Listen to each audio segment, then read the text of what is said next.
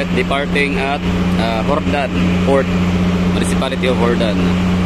We are approaching to Parola Wharf of Iloilo City proper. Ang distance pala nitong port ng Hordan papuntang Parola Wharf is 6.8 km away. So it takes 15 minutes bago makarating sa lugar. So ibig sabihin mas malayo pa pala to kumpara sa Samal, Davao. Kasi ang Samal, Davao nasa lang nasa 9 to 10 minutes lang yung biyahe. So marami ditong mga bangka na bumabiyahe, may mga barge, may mga ferry, at ito namang sinasakyan natin ay tawag nila dito ay fiber. No? Fiber. Yung fiber diba para plastic ganun. Ayos. So ibig sabihin hindi ito nalulubog, no? O kasi fiber. Kahoy tsaka plastic. Anong oras yung dito biyahe, kuya? Mga anong oras? Magdamag? 24 hours. From here, tanan natin yung skyline of Iloilo City proper. Tapos soon to rise dyan ang sa may Oton District or Oton, Municipality of Oton, ang Vistaland by Manny Villar and Company na ilang hectares yun? 300 to 700 hectares. Sana all laki nun.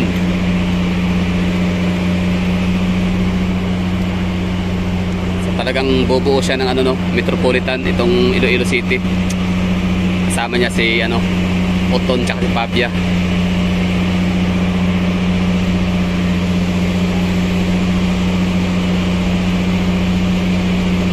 So umalis tayo ng 3:56.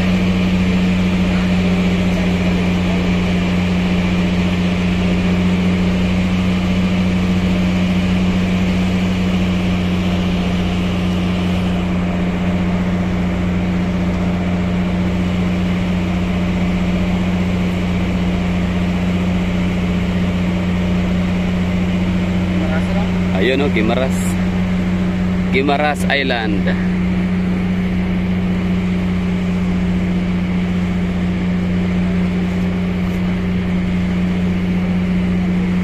Astig.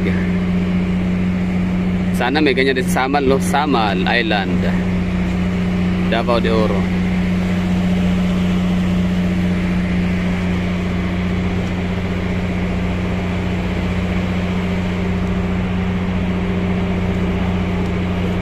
Grabe, napaka-alive and kicking, lively, napaka-lively and busy ni Iloilo Port. Tsaka itong port nila mula doon, no? Yan, no? Sumin natin ha. Mula dyan hanggang sa dito. Mataas pala. Mahaba yung ilang port.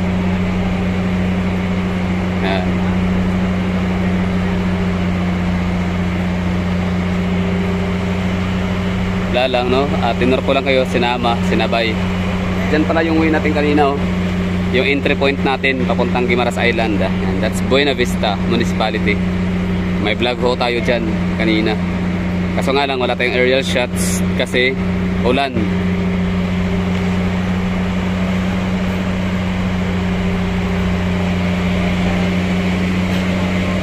Tapos yun yung sinasabi nilang yun? Quintin. Basta lugar yan na kung saan aakit ka dyan, dadaan ka ng 14 station. Tapos once na makapunta ka na dyan mo makikita yung napakagandang skyline ni Iloilo. Mas precise and mas accurate, no, na beauty ni Iloilo City. Kaso nga lang hindi ko na siya din napuntahan gawa nung nakakapagod yun. 14 station. So parang siya, no, lugar siya kung saan magpipinitensya ang mga Katoliko Romano during Holy Week.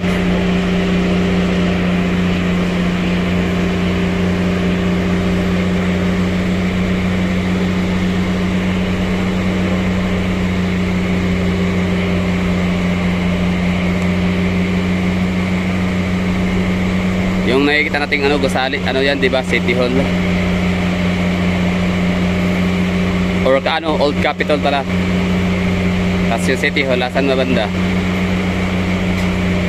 Eto. Yan. Kanami-nami gid ba kay Ilonggo ya. Tama ba 'yon? Kanami-nami gid kay Iloilo ya.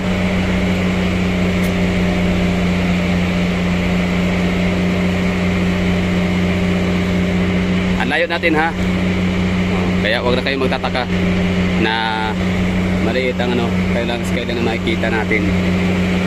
So from here, hindi na natin makikita yung Mega World kasi parang below sea level tayo, no. Makita parang natatakpan ng mga establishments diyan sa may downtown area or city proper, Iloilo. Okay. 30 pala, no. Ay, 25.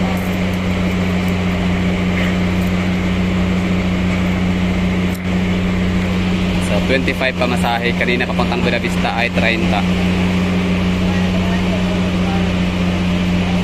Kanina may namataan tayo kaninang barko na tugo. Ay wala na, nakaalis na siguro, no. Nakalayo na. Ngayon nakikita natin si TransAsia. Sana yun?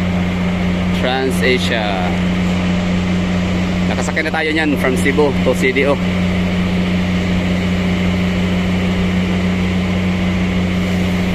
Gagawa tayo ng comparison niya, no. Pagandahan ng cabin or kwarto, room, accommodation. TransAsia and Togo Travel.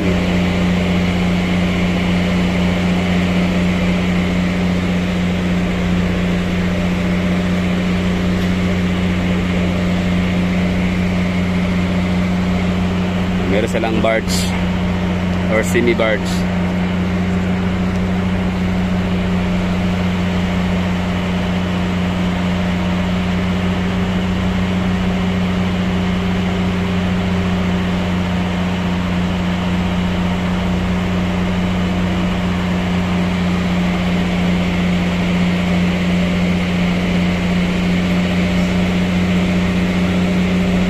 So yun na lang siguro, no. Maraming thank you.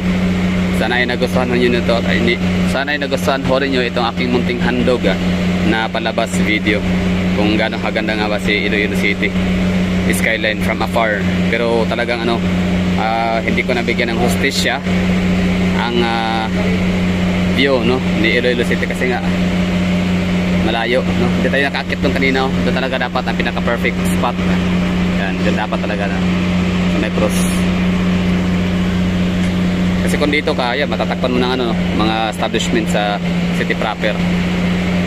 Kaya yan lang, maraming thank you and sa susunod, see you sa susunod na mga video. Yung bar sila dito walang bubong. Yan.